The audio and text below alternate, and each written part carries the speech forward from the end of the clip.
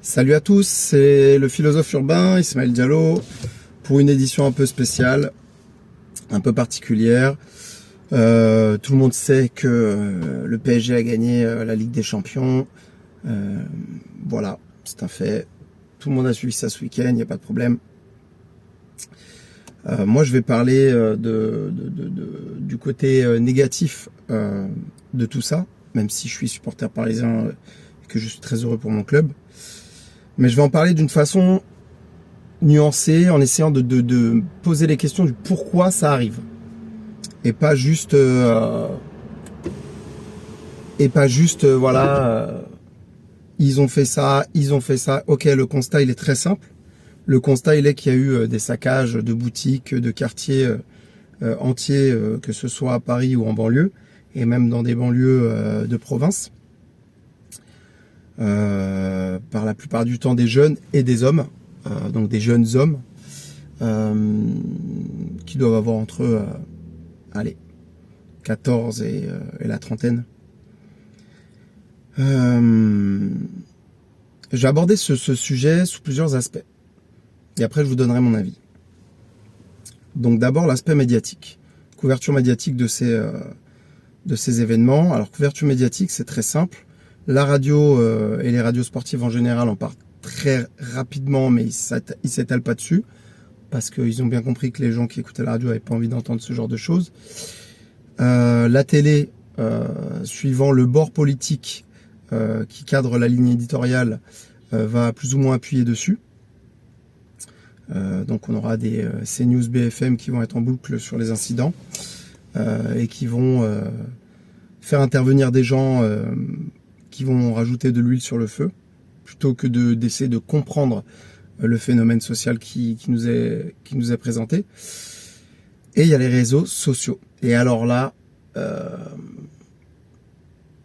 oui, les réseaux sociaux, c'est intéressant.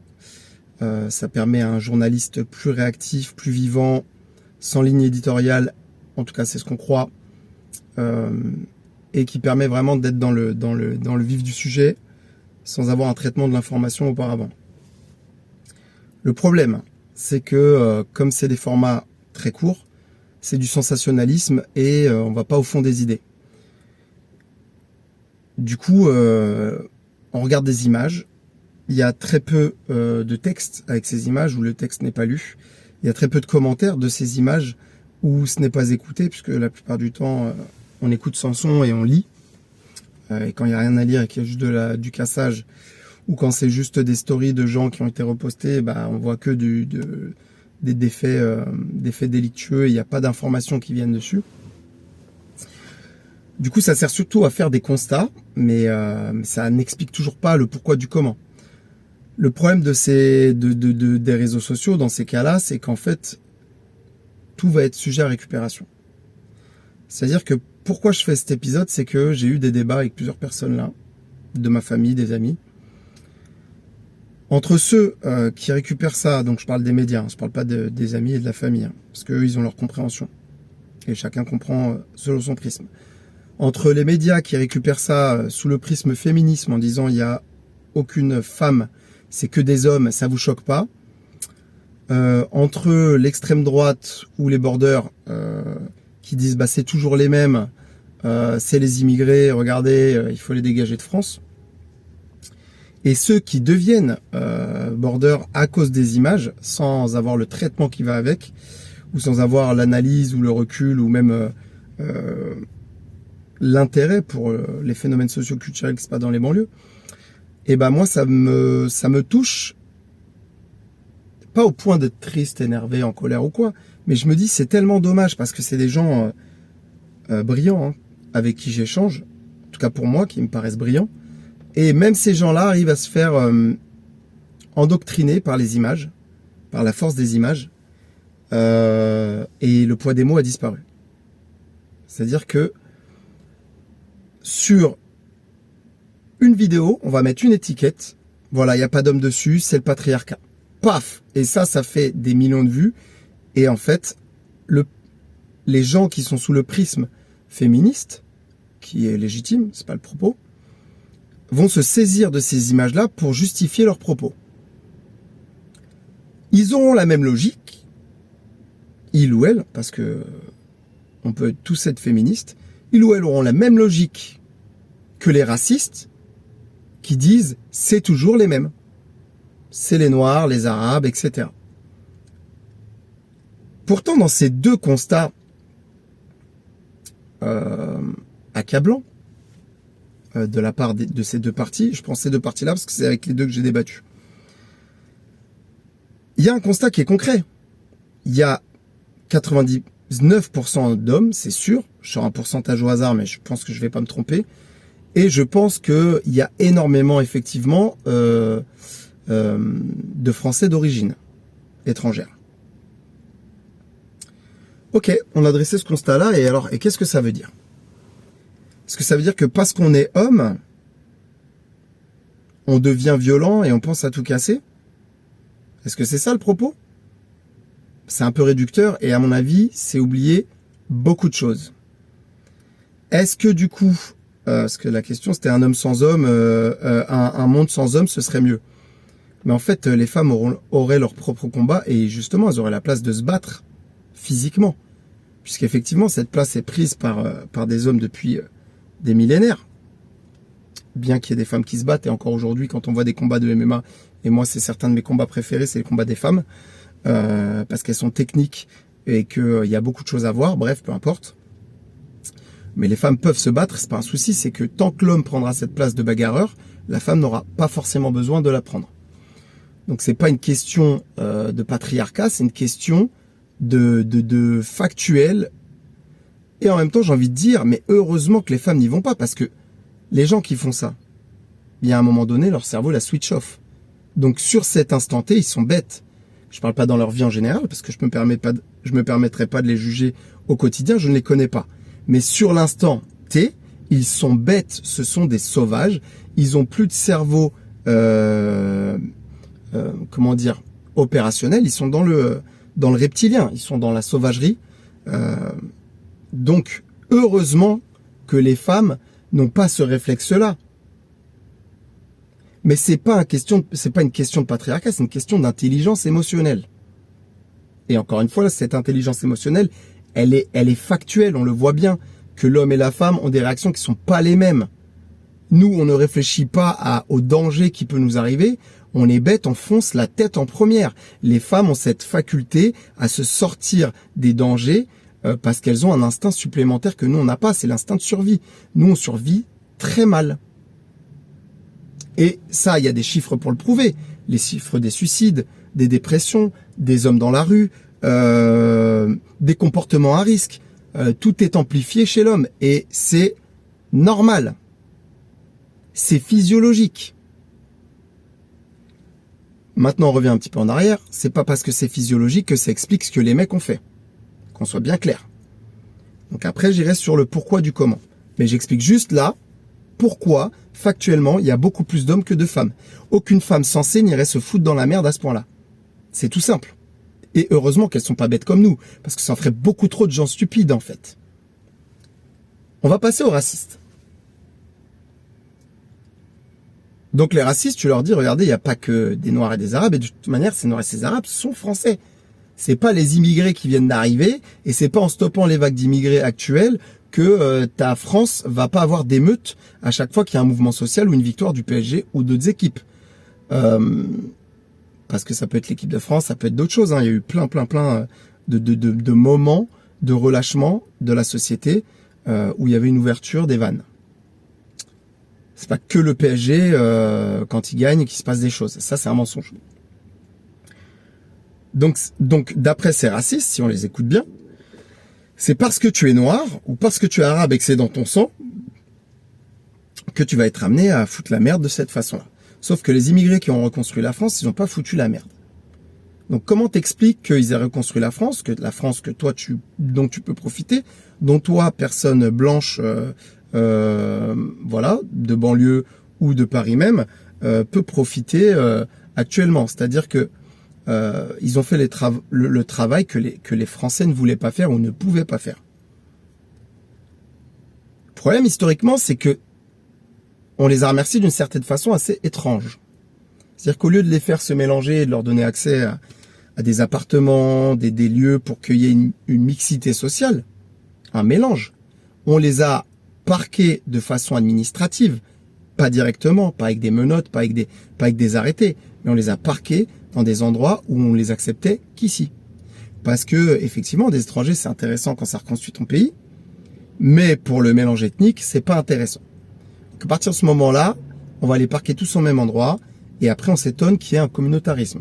Il y aurait eu un melting pot plus important si on avait eu l'intelligence de diluer les étrangers qui avaient envie de venir, qui avaient envie de s'intégrer, qui avaient envie de changer un peu de vie, de plus être comme au pays, de profiter de toute la culture qui leur est proposée, tout en gardant leur propre culture, mais qui soient pas obligés de se battre avec un peuple pour revendiquer qu'ils sont d'une nationalité et qu'ils ont envie de s'intégrer. Parce que le combat, à la longue, il use, et en fait, t'as plus envie de te battre. Donc après, au bout d'un moment, quand on te dit, de toute façon, t'es un noir, t'es un arabe, tu vas rester vivre ici, parce qu'on vous accepte pas ailleurs, bah en fait, au bout d'un moment, au bout de 20, 30 ans, bah, tu lâches l'affaire. Et qui te voit lâcher l'affaire? Qui te voit dans l'injustice sociale? Et on va y venir. Bah, ce sont les petits, les enfants, qui vont grandir avec la vision de cette injustice sociale, les parents qui ont trimé toute leur vie pour avoir pas grand-chose. Évidemment, dans tout ça, il y en a qui vont s'en sortir et qui vont réussir à être plus malins. C'est pas le problème. On n'est pas tous égaux au niveau cognitif, donc on fait ce qu'on peut avec ce qu'on a. Donc, si on avait été dans un état bienveillant, tout ça aurait été mélangé. Or, dans les années 60, c'est encore que des blancs qui sont dans les ghettos et il y a les mêmes problèmes. Sûrement à une échelle différente parce qu'il n'y avait pas les réseaux sociaux, qu'il n'y avait pas Internet, que tout ne va pas assez vite. Donc, pour que quelque chose prenne, ça va beaucoup moins vite. Il n'y avait pas de téléphone portable, donc on se donnait rendez-vous. Voilà, c'était beaucoup plus long. Donc cette longueur faisait qu'aussi ça diluait la haine et l'instant T de violence. Là maintenant, t'as envie de casser la gueule à quelqu'un, on s'envoie un snap, on s'envoie un truc, on y va, c'est go. Il n'y a pas le temps de réflexion de attends, je vais pas avoir mon pote pendant 1 heure ou 2, je vais réfléchir à ce que je vais faire parce qu'en fait c'est pas immédiat quoi. Ah bah en fait je vais pas y aller. Non, il y a plus ça. Maintenant c'est tout de suite. Avec les réseaux, la violence, elle est mise en avant. C'est stylé, c'est bien. Donc, il y a tout ce phénomène-là. Donc, pour en revenir à la discrimination, ces personnes-là qui pensent que c'est dans le sang, bah, donc, du coup, comment vous expliquer nos grands-parents qui ont reconstruit la France, qui n'ont pas foutu la merde, mais que vous avez rejeté? Voilà, parce qu'ils étaient étrangers. Comment vous l'expliquez ça, du coup? Ça, c'est la première question. Maintenant, je sais que je vais pas entamer un débat avec des racistes parce que, de toute manière, ni des féministes parce qu'ils auront leur prisme et que, en fait, dans leur tête, ils auront raison et qu'ils seront pas ouverts à la nuance. Et ça, c'est vraiment dommage parce que la nuance permettrait de se rejoindre. Donc, chacun se fera son idée. Si on se rejoint, c'est parfait. Si on se rejoint pas, c'est pas grave. Moi, je vous en veux pas. J'ai des amis qui sont plutôt borderline. J'ai des amis qui sont féministes, voire extrême féministes. Dans ma famille, il y en a aussi. C'est pas pour autant qu'on peut pas se voir et qu'on peut pas se parler. Voilà. Maintenant, chacun est d'accord ou pas d'accord. Moi, ce qui m'importe, c'est on essaie d'aider les autres à avoir une réflexion plus globale. La réflexion plus globale sur ce sujet, c'est quoi?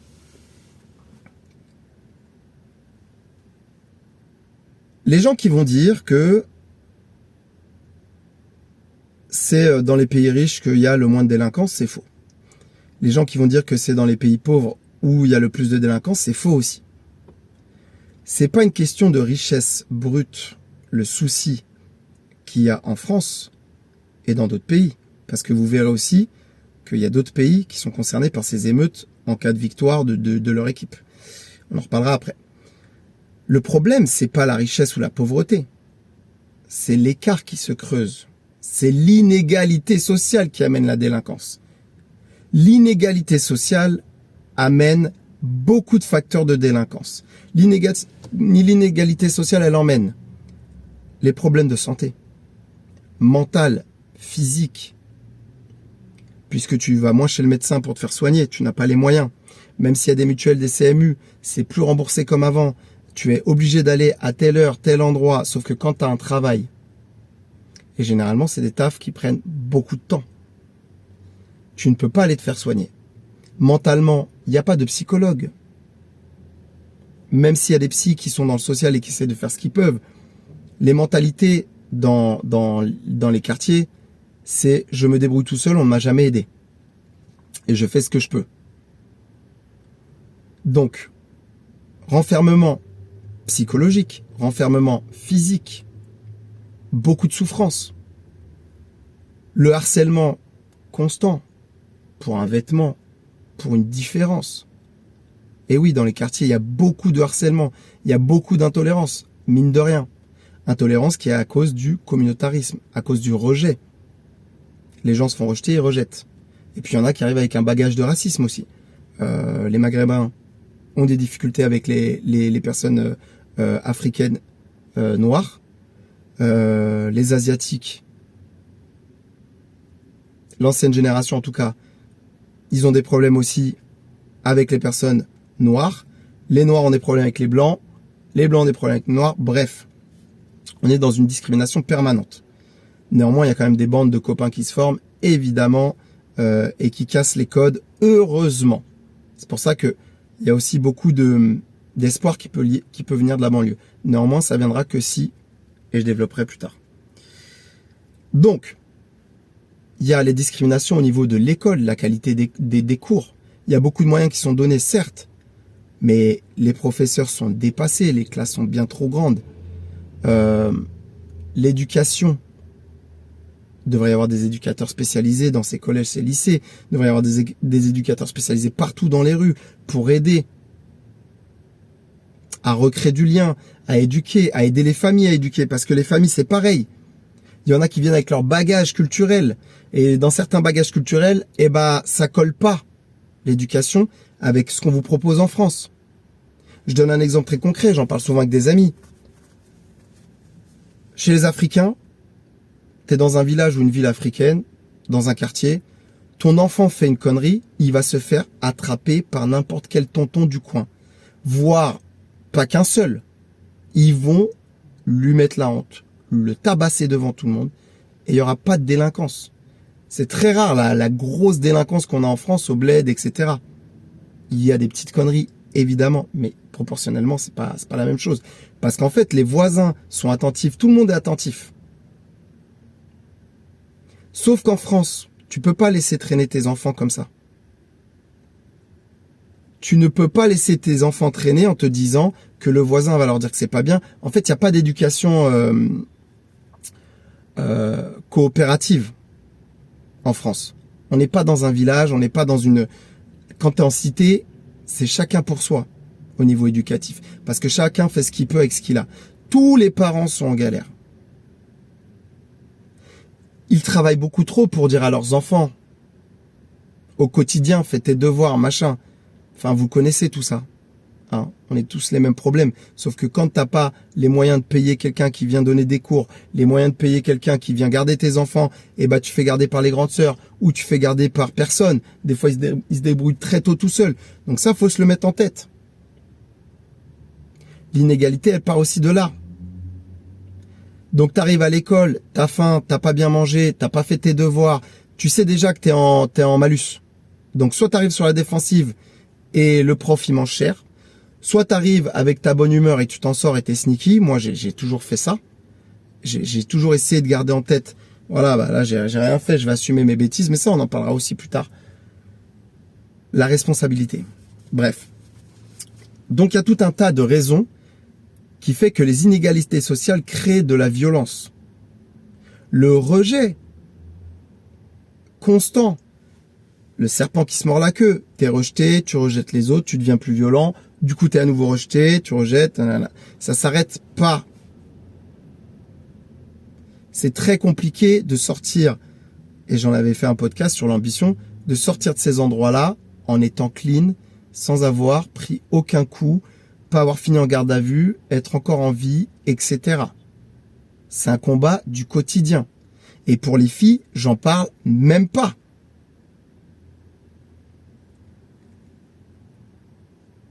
Les inégalités qu'on a en France, parce que la France, il faut qu'on en parle maintenant. C'est maintenant. La France, les médias vous ont menti pendant des années, en vous faisant croire que tout allait bien au niveau économique. Sauf que la France, elle est en dette depuis 20 ans en fait. Et la dette est cachée, sauf que quand un pays est en dette, il entre en récession. Et qu'est-ce qui se passe à ce moment-là? Eh ben, il fait des coupes budgétaires dans tous les services qui ne ramènent pas d'argent. L'hôpital, l'éducation, le côté judiciaire, tout ce qui est police, gendarmerie, même si elle fait encore partie de l'armée. Et donc, tu crées du manque là où il y a des besoins. Donc, tu augmentes la tension. Tu augmentes la tension de ton peuple qui est au bout du rouleau. T'enlèves ta police de proximité, tu ne crées plus ce petit maillon qui faisait le lien, qui apaisait certains quartiers. Tu enlèves ça, tu fais sauter un maillon et tu te retrouves en confrontation directe. Il n'y a plus de petits coussinets absorbants, si je peux me servir de cette image. C'est un exemple parmi tant d'autres. Tu retires des moyens aux policiers, les policiers qui vont au travail, ils en peuvent plus. Ils sont au bout du rouleau. Personne ne veut plus faire ce travail, même avec les avantages, entre guillemets, les avantages qu'ils ont, parce qu'en fait, il est plus reconnu comme métier. Plus personne ne veut respecter la police. Pourquoi? Et c'est pas parce que les gens sont noirs ou arabes. C'est parce que la police, elle sert à qui en ce moment? Et c'est pas de leur faute. La plupart, ils suivent des ordres. Et ils veulent rentrer chez eux en un seul morceau, et ils veulent bouffer. Et ils veulent donner à manger à leur môme. Qui sépare les gens? Qui fait attention de leur donner des missions? Casse-pipe. C'est le gouvernement. C'est le choix politique. Sauf qu'on se rend compte que droite-gauche, c'est la même chose. Ah, ben voilà. Bienvenue en France, où il n'y a pas une réelle politique. C'est une politique de mascarade, où les partis politiques se servent dans nos impôts. Ils doivent juste exister et pas faire leur travail, et tout va bien pour eux. Il y a des gens qui sont vraiment des politiciens et qui veulent vraiment donner leur âme, évidemment. Mais c'est une minorité, sinon on ne serait pas là. Donc, le manque d'éducation, le manque d'accès à la santé, trop de travail, et puis le commerce parallèle, la vente de drogue qui te ramène plus d'argent qu'un vrai métier, qu'un métier classique. Quand tu viens de là-bas, mais qu'est-ce que tu crois que tu vas faire? Quand tu vis dans une société qui te présente constamment que ce qui est bien, c'est de posséder, bah tu vas faire quoi? Tu vas vouloir la même chose que les autres, tu vas posséder. C'est évident. Quand tu vis dans une société qui te permet plus l'accès à la culture, et quand je parle de culture, je parle pas d'œuvres qui ne permettent pas le sens critique, parce que ça, pareil, il faudra faire un podcast dessus.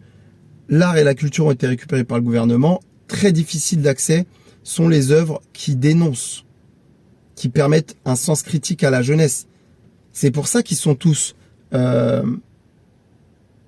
drogués aux réseaux sociaux et qu'ils n'arrivent plus à faire la part des choses. Pareil, l'inondation cognitive de combat permet plus de faire un choix. T'es perdu, t'en choisis un, tu fais n'importe quoi. Et tu recrées pas le lien entre tous les combats. Ça aussi, c'est un très gros problème. Donc le plus gros problème de la France, et pourquoi il y a ces violences en ce moment, et que la violence, elle éclate sous n'importe quel prétexte, c'est l'inégalité sociale qui va se creuser de plus en plus. Et il y aura de plus en plus de violence, pour tout et rien.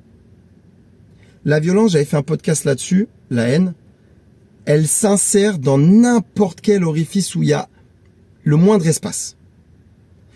On va faire la fête, on est en colère, on va exprimer notre colère. C'est inconscient, c'est pas conscientisé. La plupart, ils ont juste de la rage en eux et de la violence et ils savent pas où l'exprimer. Et ben, ils vont tout faire péter, ils vont éclater des trucs, etc. Il y a des manifestations pour le travail, pour l'école, pour soutenir les lycées, pour soutenir la Palestine, pour soutenir d'autres combats. On va mettre là-dedans de la violence. Parce il faut que ça sorte quelque part. Maintenant, il y en a qui savent jouer avec cette violence. C'est-à-dire que quand des fois c'est calme, mais qu'il y a des policiers, il y a des vidéos qui le montrent, qui déclenchent et qui mettent le feu aux poudres, bah là c'est facile, ça part direct. Avec des gens qui sont plus éduqués, qui ont beaucoup emmagasiné de haine, avec tout ce qu'ils voient, tout ce qu'ils ne comprennent pas, où ils n'arrivent pas à mettre des mots, parce que pareil, quand tu sais pas communiquer, que tu sais pas mettre des mots sur les choses, il y a de la violence qui sort. J'ai travaillé dans un centre pour les enfants sourds, ceux qui n'avaient pas accès à la langue des signes, et qui n'avaient aucun moyen de communication au début, quand tu les reçois, eh ben, ils étaient violents. Parce que c'est un moyen d'interpeller, c'est un moyen comme un autre. Le jour où la France réduit les inégalités sociales, et quand je parle de réduire, c'est vraiment drastiquement, vous verrez que tout va s'apaiser. Quand les gens, on leur permettra de se mélanger, et qu'on arrêtera de faire des quartiers, des zones, des machins, vous verrez que ça va changer. Maintenant, est-ce que c'est possible que ça arrive? Moi, je ne le crois pas du tout. Voilà. Si vous voulez mon avis, ça n'arrivera pas. Donc c'est clair. Néanmoins, ce que je vais demander aux jeunes et aux moins jeunes, qui seront des futurs parents, c'est de réfléchir à ce qu'ils sont en train de faire, parce que tout est filmé. Il n'y aura pas d'excuse quand vos enfants, à qui vous allez mettre un portable dans la main à partir de 3 ans, 4 ans, ils commenceront à regarder des vidéos, peut-être de vous, qui tourneront encore sur Instagram, sur Snapchat, sur machin, sur truc, peut-être de vous en train de faire des énormes conneries, comme ce qui s'est passé ce week-end. Est-ce que c'est ça l'exemple que vous voulez leur donner? Je sais bien que vous vous projetez pas en train de vous dire ouais, des enfants, je sais pas si je vais en avoir, blabla. Vous allez en avoir peut-être, sûrement. 70%, voire 80% d'entre vous vont avoir des enfants, que ce soit voulu ou pas voulu. Est-ce que c'est ça que vous voulez leur laisser? Est-ce que c'est cette France où on dit que les Noirs, les Arabes sont bons qu'à foutre la merde que vous laissez aux enfants? Est-ce que c'est ça que vous laissez comme trace dans l'histoire? Ce qui aurait été intelligent, et je sais que c'est pas facile vu ce que vous regardez, vu ce que vous écoutez comme musique, de trouver un sens critique et de se mettre en réflexion. Néanmoins, vous avez la capacité cognitive pour la plupart d'entre vous. Donc vous n'êtes pas bête. Ce qui aurait été intelligent, ça aurait été justement qu'il ne se passe strictement rien de bizarre.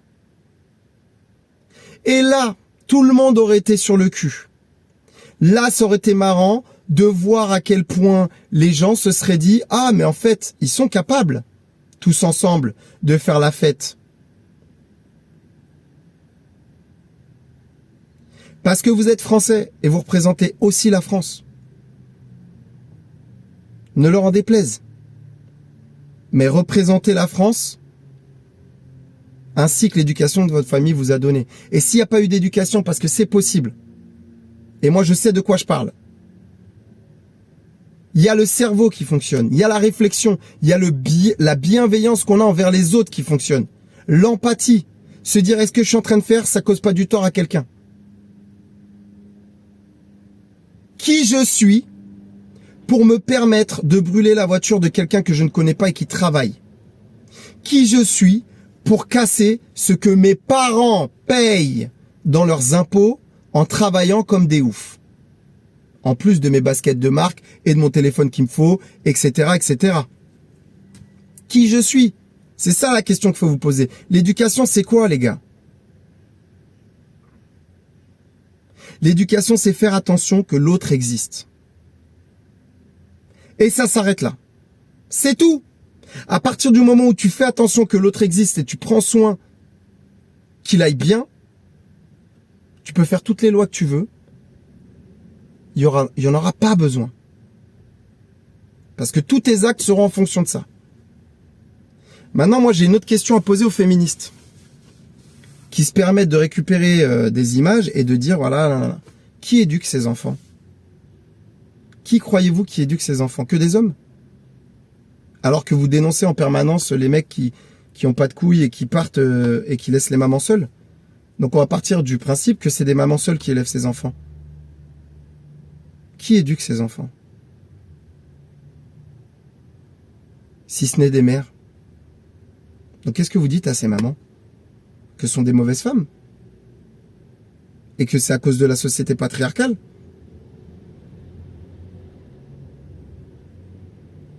La responsabilité de l'éducation, elle va aux deux parents.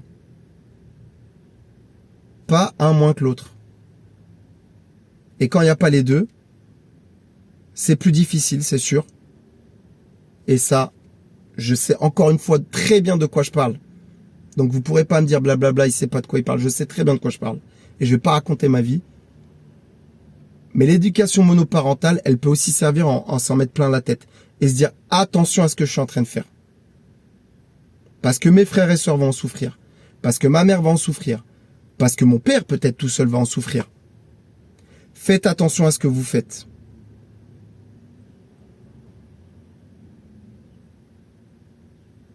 C'est pas une question d'homme ou de femme. C'est une question sociale et économique.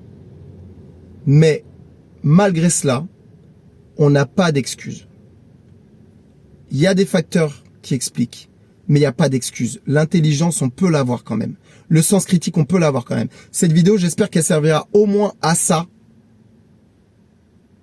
Peut-être que les jeunes se diront, putain, il a raison. Je devrais faire plus attention à ma mère. Nos parents sont pas parfaits. Des fois, on a le seum contre eux. Oui, d'accord, ok. Basta cosy. Ok. Mais quand tu deviendras papa ou maman, est-ce que tu auras envie que ton enfant parle mal de toi et pense que t'es une merde? Non. Tu feras comme tu peux, avec ce que tu as, comme tes parents auront fait. Et il faut pardonner. Parce qu'on a tous le droit de rater. L'intelligence que tu vas avoir, toi, jeune, c'est de te dire, ma mère ou mon père, ils ont fait ce qu'ils pouvaient, il y a eu des ratés. Moi, je ferai mieux. En tout cas, j'essaierai. C'est ça l'intelligence que vous devez avoir maintenant. Et c'est pas en laissant des traces comme ça sur les réseaux partout, de vous en train de faire de la merde, d'être hyper violent et d'être agressif les uns envers les autres, que vous allez arriver à laisser une trace correcte.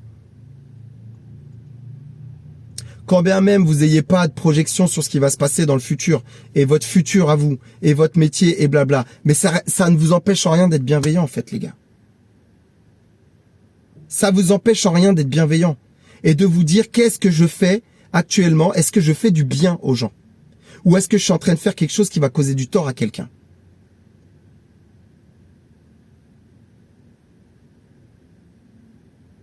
C'est tout. Maintenant, et pour finir, arrêtez de dire que c'est la France qui est comme ça. Tous les pays où il y a des inégalités sociales immenses, ça se passe comme ça. L'Italie, 2020. L'Angleterre, 2020, pour la même finale. Ok? En Espagne. En Italie aussi, à Rome. Des émeutes, des trucs, des cassages de vitrines. Quand il y a eu victoire des clubs romains, etc., etc. Partout, vous pouvez vérifier, il n'y a aucun problème, ce que je suis en train de dire. Vous pouvez vérifier. Dans tous les pays où il y a des inégalités sociales de ouf, vous trouverez de la violence qui trouve un endroit pour s'exercer. Le hooliganisme, il vient exactement de ça. Il vient d'Angleterre, dans les quartiers défavorisés où c'était que des blancs. Oh, c'était que des blancs, incroyable, qui foutaient la merde. Et ça existe encore, ces quartiers. Et ils s'ennuyaient. Ils n'avaient pas de travail. On les rejetait parce qu'ils venaient de tel quartier. Ils parlaient pas comme les autres, donc ils étaient discriminés. Et bah, violence. Violence qui a été amenée dans le foot. Dans le stade de foot. Et des grosses bagarres. Et c'était pas comme en France. Et il y en aura toujours de la violence en Angleterre. Parce que eux, c'est le pays de l'inégalité sociale. Ils aiment trop ça. On est en train de devenir un pays comme les États-Unis et l'Angleterre. On est en train de creuser l'écart social. Donc la violence, vous ne la voulez pas, mais vous allez la voir.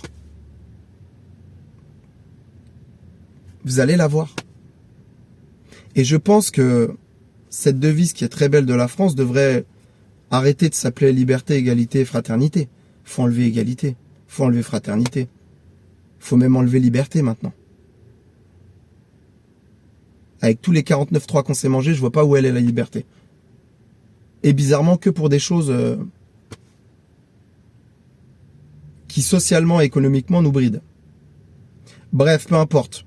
C'était très long. Je voulais faire que 10 minutes, mais il y a beaucoup trop de choses à dire et je pense que j'ai même pas mis le doigt sur tout le contexte socio-économique, parce qu'après c'est trop long à expliquer, mais vous avez bien compris ce que je voulais dire. Arrêtez de vous séparer dans les combats, arrêtez de tirer la couverture vers vous. créer une vraie coalition. Pourquoi ça se passe comme ça? Et vous allez voir que ça va plus loin que le genre, que la couleur, que le machin. Regardez l'histoire, vous allez voir que dans les cités avant, c'était des blancs, et ben c'était la merde aussi. La merde différente, mais c'était la merde pour eux. C'est un autre contexte aussi, il faut pas tout mélanger. Bref, merci de m'avoir écouté jusqu'au bout. Je vous souhaite bonne soirée, bonjour, comme vous voulez, peu importe. Les jeunes, s'il vous plaît, par pitié, l'espoir il vient de vous. Réveillez-vous. Réveillez-vous. Arrêtez de vous faire avoir. Ciao.